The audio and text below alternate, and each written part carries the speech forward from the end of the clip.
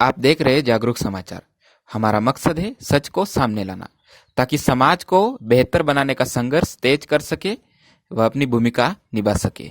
आप देख रहे हैं जागरूक समाचार। लेबनान की राजधानी बैरूत के वेयर हाउस में हुए विस्फोट में अब तक 78 लोगों की मौत हो गई तथा 4000 से ज़्यादा लोग घायल हैं। वहीं देश में राम मंदिर की भूमि पूजन को सरकारी कार्यक्रम बनाकर एक बार फिर संविधान की धज्जियां उड़ा दी गई तथा मुख्य धारा के भोपू मीडिया ने कोई सवाल नहीं उठाया। विकास के नाम पर कश्मीर में धारा 370 हटाए 1 साल हो गया, पर विकास का दूर दूर तक नामो निशान नहीं। लोग जनतांत्रिक अधिकारों के लिए तरस रहे हैं।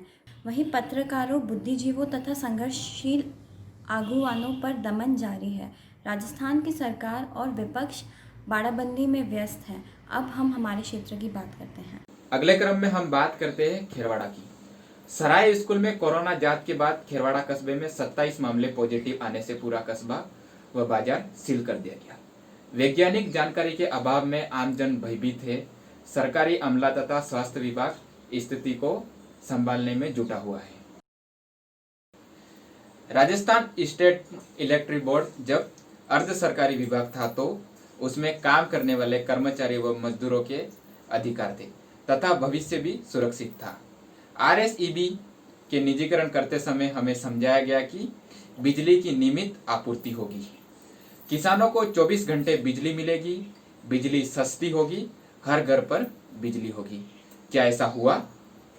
हर काम ठेके पर दे दिए गया, बिजली की आंख मिचौली जारी है। बिजली के दाम तो बढ़ ही रहे हैं, पर बिजली के बिल भी लोगों को झटके मारते हैं। गरीब परिवार हजारों के बिल कैसे जमा कराएंगे? मैं जवास पंचायत का रहने वाला हूँ। 1 तारीख के दिन विद्युत विभाग से कुछ अफसर आए और बिना सूचना के मेरा मीटर काट के ले गए। है कि पहले बहुत कम आता था लाइट बिल, जबकि इतने यूनिट जलता नहीं है, फिर भी अब की बार 8,000 10,000 जैसे बिल आ गए। तो हम इस लॉकडाउन में किस तरह से ये पूरा कर पाएंगे इसका? मेरे यार पहले मेरे दूसरा एक मकान है, वहाँ मीटर लगा हुआ है। तो ये लाइट वाला आए आखिर कह रहे थे तुम्हारा बिल दो, यूँ तो बिल नहीं आया था तो घर वालों ने बिल नहीं दिया। मदरसों 10,000 रुपये दिए, तो 10,000 रुपये घर वालों ने नहीं दिए, फिर 2,000 रुपये रिश्वत के तौर पे लेके चले गए। फिर जाके मेरे खिलाफ मुकदमा दर्ज करवा दिया, जबकि मेरा इस घर से कोई लेना देना नहीं है। मेरा मकान अलग है, मेरा मीटर अलग है। इसी क्रम में हम बात करते हैं सूचना के अधिकार पर। सूचना का अधिकार कानून बने हुए 15 साल हो गए हैं, पर अभी तक भी सूचना पाने के लिए आवेदकों को भटकना पड़ रहा है तथा भ्रष्ट तत्व जानकारियां छुपा रहे हैं। मैंने ग्राम पंचायत सरेरा में वर्ष 2019 में सूचना अधिकार कानून के तहत ग्राम पंचायत सरेरा में पिछले 10 सालों में हुए विकास कार्यों की सूची, मैं पक्के निर्माण कार्यों की सूची मांगी थी, जानकारी चाहिए थी, पर पहले तो मेरा आवेदन लेने के लिए ही मना कर दिया पंचायत द्वारा। दूसरी बार मैंने बाई पोस्ट भेजा जो स्वीकार किया गया और पंचायत की तरफ से सूचना नहीं देने का बहाना बनाकर उन्होंने मेरे नाम से 24,000 का डिमांड ड्राफ्ट भेजा, जबकि मैं अंत्योदय बीपीएल हूँ। नियमानुसार मुझे निःशुल्क सूचना मिलनी चाहिए थी, पर आज तक नहीं दी। मैंने 10 साल का पक्के निर्माण कार्यों का सूची मांगी थी, तो इसका मतलब है कि कहीं न कहीं बड़ा घोटाला हुआ है, भ्रष्टाचार किया गया है। बाई पोस्ट ग्राम पंचायत सुंदरा सचिव महोदय को एप्लीकेशन भेजी थी, जो 30 दिन में सूचना देने के लिए कानून नियम है, उस आधार पर सूचना समय पर नहीं दी।